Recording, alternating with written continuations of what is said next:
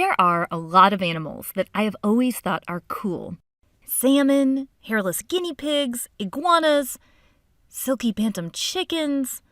But one day in my 7th grade science class, my teacher told us that we would get to see one of the most amazing animals ever in class, a hydra. And I have to confess, what I imagined in my head and what was actually reality was a little different, but I'm kind of used to that. Turns out hydra are pretty cool. Hydra are animals that are very small, a few millimeters in length, and they live in fresh water.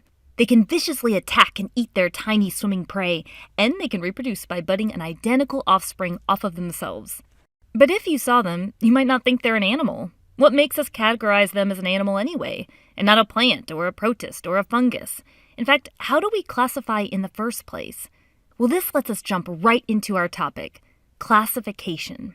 Taxonomy includes the naming and classification of species, and much of the credit for starting a formal classification goes to Carl Linnaeus. We'll get back to that a little bit later in this video. But back in his time, the 18th century, there wasn't a separate category for other organisms like protists or bacteria. They didn't know about detailed cell structure differences. They didn't know about DNA, so they didn't know genetic relationships that now can determine how we categorize organisms. And that's the thing about classification. As we learn more about DNA, and therefore relatedness, how we classify organisms can continue to change. So first, let's look at an awesome hierarchy system mnemonic. There's a lot of great ones that you can find that people have shared online. We'd also love to share ours. Dear King Paramecium cares only for green spirulina, but we sort of have a thing for protists, and we realize that might not be as memorable. So let's take a look at each group of this hierarchy, starting with one of the most inclusive groups, domains. Domains. It's so awesome that all of life will fit into them. So there are 3 domains, bacteria, archaea, and eukarya. The domain bacteria is full of bacteria. They're prokaryotes, and therefore they have characteristics we've mentioned of prokaryotes before. These can include bacteria that make you sick, the bacteria that are in your intestines helping you digest, the bacteria helping with decomposing, the bacteria fixing nitrogen in the soil, tons of different kinds of bacteria. Archaea are prokaryotes too, but they have some major DNA and structure differences that give them their own domain. And while they may seem more closely related to bacteria since they are prokaryotes, recent DNA evidence links them to having more in common with eukaryotes, which is interesting. Many of the archaea are extremophiles. That is, many of them like the extremes. Some like extreme salt environments, for example, which means they can handle extremely salty environments like the Dead Sea. Or methanogens. They can live where there is very little oxygen. In fact, most of them can't even handle oxygen. They use carbon dioxide to make their energy instead and produce waste gas, methane. Some of them live inside animals that eat a lot of cellulose, like cows or termites. Another extremophile is thermophiles. They like extreme temperatures.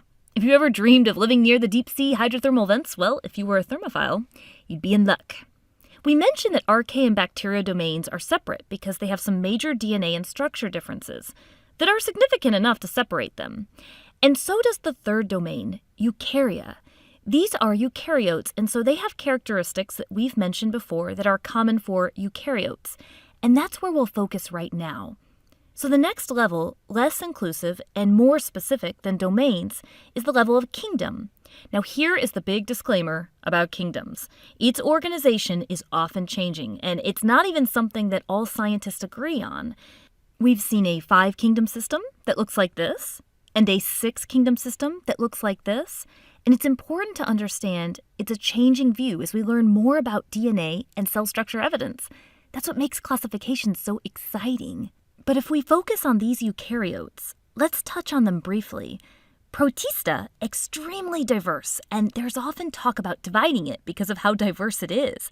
There are protists that are animal-like, and protists that are plant-like, and protists that are fungi-like, but many scientists don't consider them to quite meet the requirements to be in those kingdoms. Protista includes both autotroph protists, making their own food, and heterotroph protists, which can consume other things for energy. Most protists are unicellular, but they can be multicellular.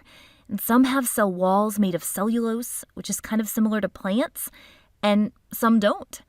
Fungi are heterotrophs, so no photosynthesis for them. If that's hard to remember, just think about athlete's foot. It's a fungus on your foot, and it's not doing any photosynthesis there because that'd be really weird. Nope, it's there, causing irritation, eating dead skin cells. Fungi are usually multicellular, but they can be unicellular. And most of them have cell walls of chitin. It's a carbohydrate. Next up, plantae. Plants are autotrophs. Yes, even the carnivorous plants, because they still make their glucose from sunlight energy. Plants are, for the most part, multicellular, and most have cell walls of cellulose. Finally, last up, animalia. Animals. Okay, Hydra, you can come back. This mostly multicellular and heterotroph kingdom is the kingdom to which you belong. So now we have the other hierarchy levels. We get less inclusive, therefore more specific, as we move down to the Hydra's phylum, class, order, family, genus, and species. Because the species name is the most specific that you can get, it is the least inclusive. Now, you'll notice we wrote its species name here. Remember how we said we'd bring up Carl Linnaeus again? Well, it's because of him that we have this naming system, binomial nomenclature. This two-part naming system that we uses Latin or Greek roots. This is its scientific name. See that first name?